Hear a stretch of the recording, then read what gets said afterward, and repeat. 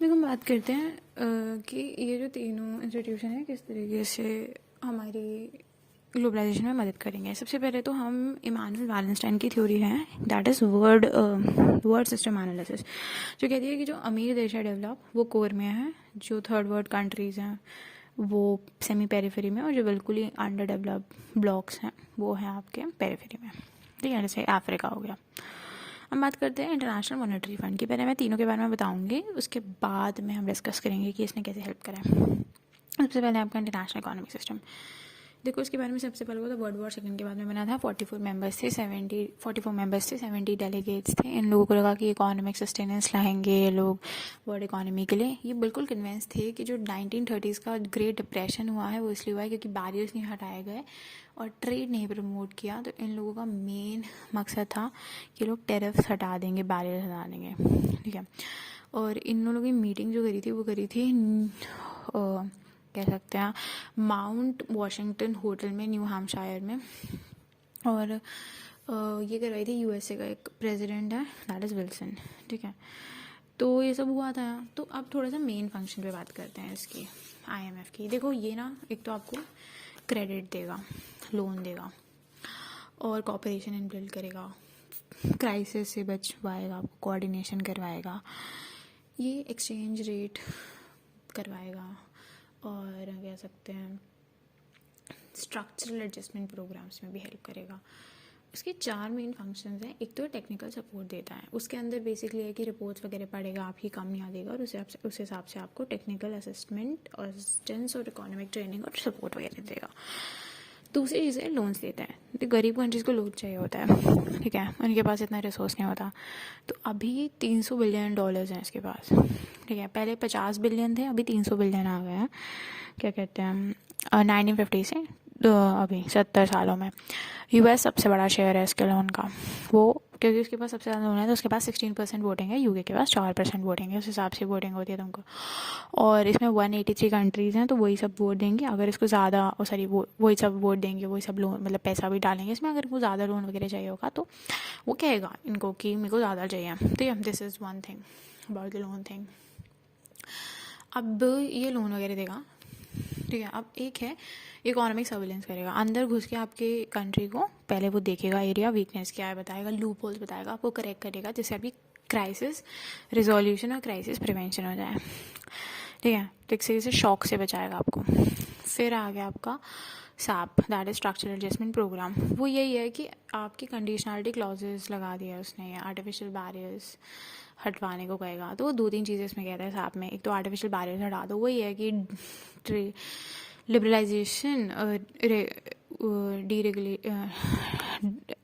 Deregulation और ये सब कह सकते हैं फ्री ट्रेड करो प्रमोट, और हमारी बात भी मानो। जैसे आप टाइट कर दो अपनी मॉनेटरी पॉलिसी, इन्फ्लेशन कम कर दो, तो अपनी बातें मनवाता है इसमें। हम बात करते हैं कि यहाँ पे क्या हुआ था। 2 इसके पीरियड थे कि 1973 तक उसमें आई थी। एक तो जनरल कन्वर्टेबिलिटी आ गई थी, उसमें फिक्स एक्सचेंज रेट आ गया था। और तीसरी चीज़ जो आई थी वो थी शॉर्ट टर्म फाइनेंसिंग। ये चीज़ें कोलैप्स कर गई क्योंकि इसने पूरे सिस्टम को एकदम बेकार कर दिया, धक्का सा दे दिया, डिऑल्ट्रेशन हो गया सिस्टम का। तो ये और 5 साल में 73 से 78 तक कह सकते हैं अपनी पॉलिसी में चेंज लाया। तो इसने फिक्स वाले सिस्टम को कह सकते हैं फ्लेक्सिबल करा, और इसने कंट्री से कहा कि तुम्हें करेंसी एक्सचेंज करनी है अगर ट्रेड में तो कैसे भी कर लो, ये मत कहो कि डॉलर ही लेंगे, नेशनल करेंसी ले लो। इसने कहा इसने शॉर्ट टर्म फाइनेंसिंग और मीडियम टर्म कर ली। पहले से सिर्फ शॉर्ट टर्म करता था फाइनेंसिंग, अब मीडियम टर्म भी कर ली, लेकिन तब भी इसका कचरा ही हो गया। तो एक तरीके से शॉर्ट कमिंग्स हम बात करते हैं। एक तो ये ना ट्रेड बैरियर्स पूरी तरीके से हटा नहीं पाता। एक कहते हैं कि ये थर्ड वर्ल्ड इकोनॉमीज है उसके अगेंस्ट है, ये एंटी नॉर्थ काम करता है, ठीक है, ये एंटी पीपल है। और ये स्ट्रक्चरल एडजस्टमेंट की वही जो प्रॉब्लम्स मैं पहले बताई थी कि ये उनको दो तरीके से धकेल देगा था, इधर से भी कुआ इधर से भी खाई, कि आप मॉनेटरी पॉलिसी भी टाइटन कर लो, इन्फ्लेशन भी कर लो, ठीक है, वो भी बता देगा, सजेस्ट कर देगा ये भी करो, और ट्रेड वगैरह भी खोलो, लिबरलाइजेशन भी करो, और ये सब आर्टिफिशियल बैरियर्स हटा दो, जैसे कह दिया कि एग्रीकल्चर पे सब्सिडी हटा दो, समथिंग लाइक दैट। तीसरी चीज़ ये है कि यहाँ पे इनके BOP प्रोग्राम होते हैं, that is balance of payment कह सकते हैं। डिसइक्विलिब्रियम क्रिएट हो जाता है इस फाइनेंसिंग से। तो इस फाइनेंसिंग क्रिएट होने से फेल हो जाता है स्टेबल एक्सचेंज इकोनॉमी का।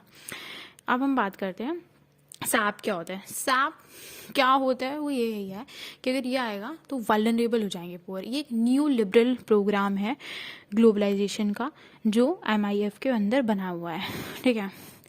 इसके अंदर monetary tightening, fiscal discipline, extensive rigid methods करे जाते हैं और स्टेट जो है वो अपनी मॉनेटरी पॉलिसी या इकोनॉमिक पॉलिसी पे काम नहीं कर सकता। हम बात करेंगे वर्ल्ड बैंक की। देखो जो वर्ल्ड बैंक है वो 1944 में बना था। उसमें ये 70 साल से काम कर रहा है और ये 100 कंट्रीज़ में काम कर चुका है। इसने 12,000 प्रोजेक्ट्स पे काम करे। इसके अंदर 7,300 मेंबर्स हैं। सॉरी इसके अंदर 7,000 मेंबर है, सॉरी नॉट 300, 7,000 मेंबर्स हैं। और ये IMF से 3 गुना बड़ा है क्योंकि IMF में 2,300 मेंबर्स हैं, ठीक है। ये IMF के कंपैरेटिवली ज़्यादा कॉम्प्लेक्स है, कॉम्प्लिकेटेड है इसके प्रोसीजर्स। इसके अंदर 3 ऑर्गेनाइजेशन काम करती है। एक है IBRD, that is international bank for reconstruction and development. एक है IDA, that is international development association. और एक है international IFC, international financial corporation, ठीक है। तो तीनों काम करते हैं और ये इसका मेन काम है पोवर्टी हटाना, एम्प्लॉयमेंट लाना। हाँ, एम्प्लॉयमेंट लाना भी एजुकेशन हो गया, ठीक है। तो एकदम होलिस्टिकली ये एक ग्लोबल फाइनेंशियल हब है। और ये ऐसा नहीं है कि ये सिर्फ आपको मतलब लोन्स देगा, ये आपको लोन्स भी दे देगा, या आपको कम रेट पे इंटरेस्ट रेट पे भी दे देगा, ले सकते हैं कोई लोन। आपको ये 0 क्रेडिट पे भी दे सकता है, इन्वेस्टमेंट भी कर सकता है, ठीक है। तो इस तरीके से इसका जो काम है वो अलग अलग है। इसकी मीटिंग्स जो होती हैं वो ज़्यादा 95% होती है वर्ल्ड बैंक कह रही हूँ, वाशिंगटन में होती है, ठीक है। तो ज़्यादातर इसके मेंबर्स वहीं रहते हैं और यहीं पर इसकी मीटिंग होती है। हम बात करते हैं कि इसका मेन इंटरेस्ट आजकल क्या है, दैट इज़ IBRD। हम इसके थोड़े एसोसिएशन की बात करें। IBRD का आपको नाम से पता चलेगा, that is a bank for reconstruction development. तो डेवलपिंग कंट्रीज़ के लिए मोस्टली बनाया है। देखो डेवलपिंग कंट्रीज़ में 3 काम करता है।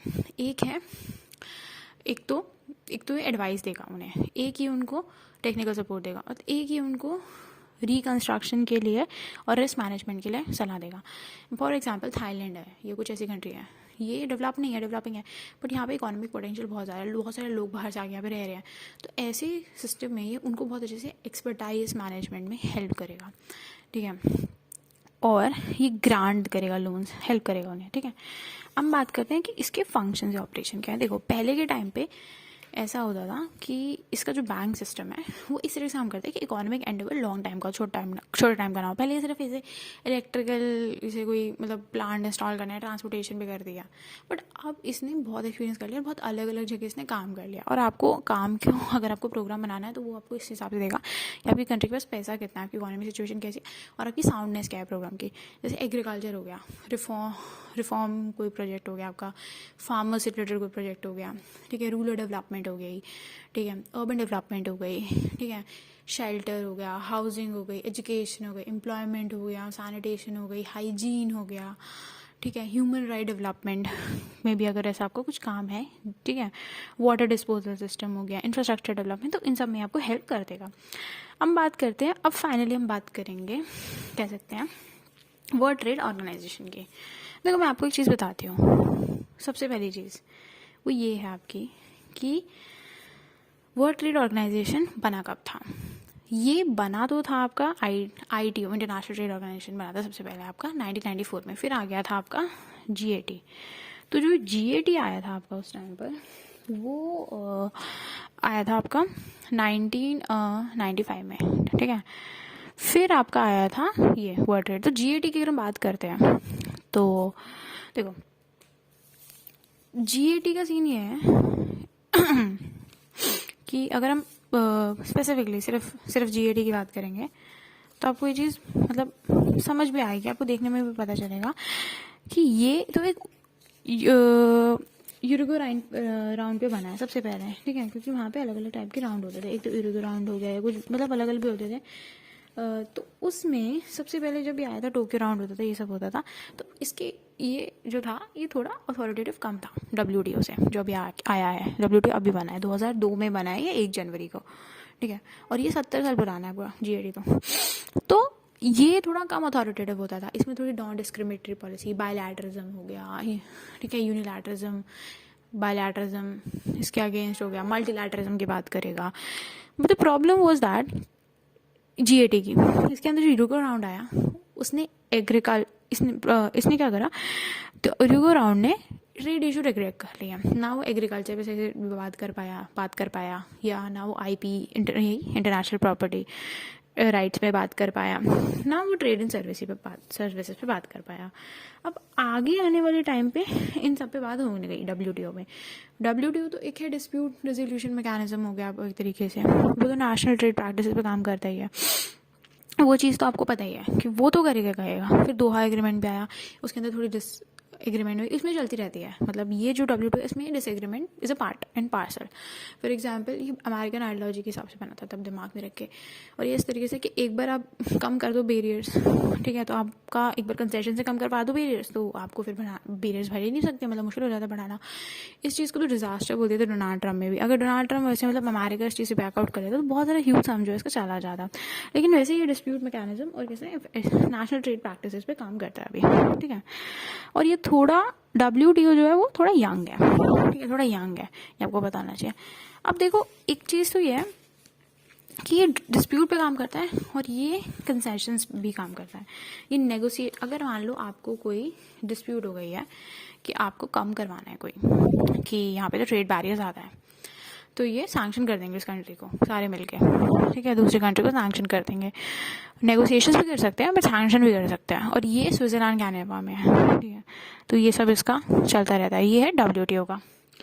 अब WTO के साथ एक प्रॉब्लम ये है कि इसका ओपोजिशन हो गया। मतलब अगर आप आए इन सब का लिखोगे तो आप इनका ओपोजिशन भी लिख सकते हैं। उन्होंने कैसे ग्लोबलाइजेशन बढ़ाया कि एक तो आपका स्टारगेट्स का पॉइंट बहुत ही ज़्यादा तेज़ है कि ये ना इक्विटेबिलिटी प्रमोट नहीं करते और पुअर्स की हालत बहुत बुरी हो रखी है। स्टिल गेट्स का जो क्रिटिक है वो अच्छा क्रिटिक है। आपको ओपोजिशन मतलब इनकी बुराई भी करता है, ऐसा नहीं है कि इनकी तारीफ करते जाओ। तो वही आपको नॉर्मल बुराई तो पता ही है कि ये पुअर की हेल्प नहीं करता, इनकम डिस्ट्रीब्यूशन बेकार है, ओपननेस वगैरह के चक्कर में ये सब कर देता है।